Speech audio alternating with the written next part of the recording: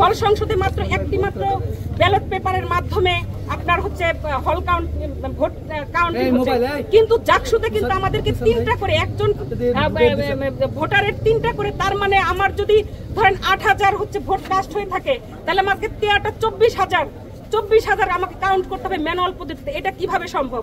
তাহলে এভাবে 3 দিনেও সম্ভব হবে না। তাহলে আমরা এটা কিভাবে, এই পদ্ধতির আমরা পরিবর্তন চাই। এটা আমরা কোনো ক্রমে আমরা অমানসিক পরিস্থিতি, আমরা শিক্ষক, আমাদের পরিবার আছে, আমাদের শারীরিক মানসিক স্ট্রেস আছে, আমরা এই স্ট্রেস নিতে পারছি না। আমি আমার সহকর্মী ব্যতীত ক্ষুব্ধ।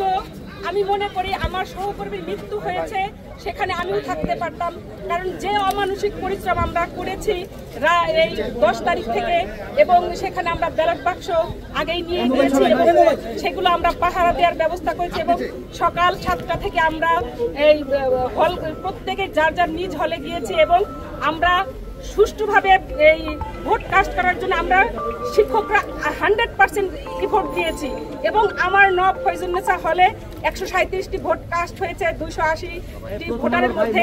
আমরা সম্পূর্ণ, কেউ যদি বলে যে 0.0% কি 1% যে এখানে কারচুপি হয়েছে কি অথবা অনৈতিক হয়েছে, সেটা না। আমি বলবো 100%-এর উপরে যদি কেউ বলতে পারে, সেটা 100% সুষ্ঠুভাবে আমরা ভোট নিয়েছি এবং চেষ্টা করেছি যাতে সেখানে কোনো অনিয়ম না ঘটতে পারে। সেখানে সাংবাদিকরা লাইভ করেছে, দেখেছেন, সেখানে পোলিং এজেন্ট ছিল, তাদের কাছেও আপনারা জানতে পারবেন, ভোটারদের কাছ থেকেও জানতে পারবেন।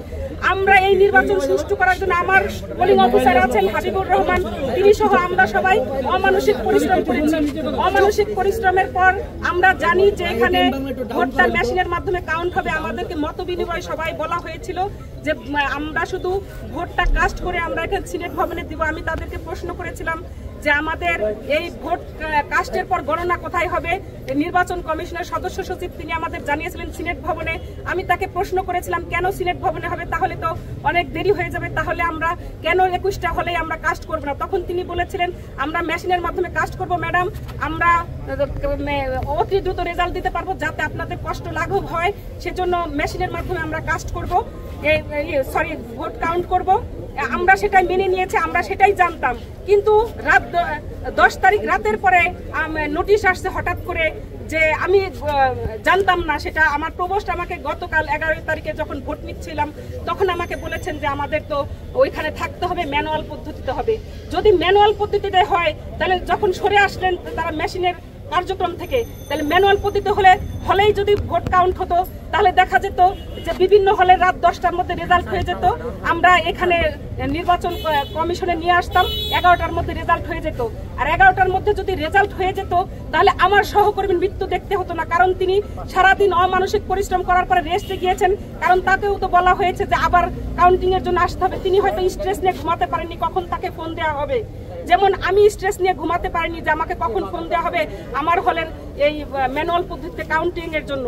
আমি সারা রাত ঘুমাতে পারিনি। তিনি এই জন্য সকালে হয়তো স্ট্রেস নিয়ে ঘুমাতে গিয়েছেন, তার ঘুমটা পর্যাপ্ত হয়নি, অমানসিক পরিশ্রম, সেটা তিনি তাড়াহুড়া করে এসেছেন। আমি যতটুকু জানি তাকে ফোন দেওয়া হয়েছে, তিনি অসুস্থতার কারণে ফোন ধরতে পারেননি, কিন্তু তাকে গার্ড দিয়ে ডেকে নিয়ে তারপরে তার বাসায় নক করে তারপরে তাকে নিয়ে আসা হয়েছে। এবং তিনি তার সহকর্মী যিনি প্রীতিলতা হলের পোলিং অফিসার ছিলেন, তার সহকর্মী জান্নাতুল ফেরদৌস, তিনি আমাকে জানিয়েছেন যে আমিও সেখানে গিয়েছিলাম, ফারহানা আফরিন দুতি তিনিও এসেছিলেন পোলিং অফিসার, এবং জান্নাতুল ফেরদৌস তারাও এসেছিলেন। এবং তিনি তাড়াহুড়া করে 3 তলায় উঠতে গিয়ে, আমাদের যেহেতু লিফটের ব্যবস্থা নেই, 3 তলায় উঠতে গিয়ে তিনি দরজার সাথে ধাক্কা খেয়ে পড়ে যান তাড়াহুড়া করে উঠতে গিয়ে, এবং সহকর্মী আসলে সম্ভবত তার কিছুক্ষণের মধ্যেই তিনি মারা যান আসলে হসপিটালে নেওয়ার আগে। যদি কালকে যদি এই ভোট কাউন্ট করে রেজাল্ট দেওয়া হতো তাহলে আমার সহকর্মীর মৃত্যু দেখতে হতো না, আমাদের কান্না করতে হতো না, আমাদের এখানে এসে আপনাদের সামনে বক্তব্য দিতে হতো না। আমার সহকর্মীর মৃত্যু আমাকে ব্যথিত করেছে। কেন আমাদের সহকর্মী, অনেক সহকর্মী অসুস্থ হয়েছেন।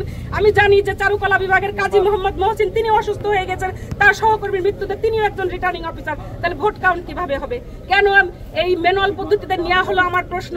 এবং ম্যানুয়াল পদ্ধতিতে নেওয়া হওয়ার কারণে তারপরেও কেন আপনার তাহলে হলে কাউন্ট হলো না? এটা আমার নির্বাচন কমিশন, এটা এই নির্বাচন কমিশনের অব্যবস্থাপনার জন্য আমার সহকর্মী জান্নাতুল ফেরদৌস ফেরদৌসের মৃত্যু হয়েছে বলে আমি মনে করি।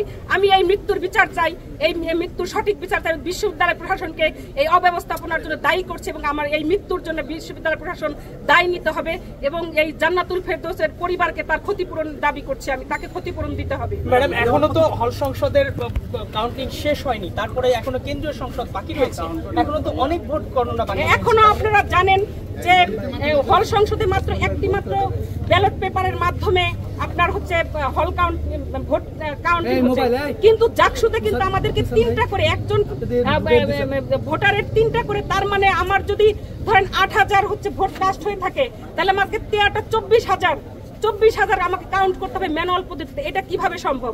তাহলে তো এভাবে 3 দিনেও সম্ভব হবে না। তাহলে আমরা এটা কিভাবে, এই পদ্ধতির আমরা পরিবর্তন চাই। এটা আমরা কোনো ক্রমে আমরা অমানসিক করি। আমরা শিক্ষক, আমাদের পরিবার আছে, আমাদের শারীরিক মানসিক স্ট্রেস আছে, আমরা এই স্ট্রেস নিতে পারছি না।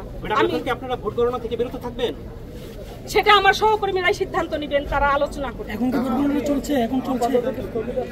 এখন আলোচনা আমি জানি না এই বিষয়টা যে এখন, কারণ আমি তো মাত্রই ঢুকেছি, সেটা এখন চলছে।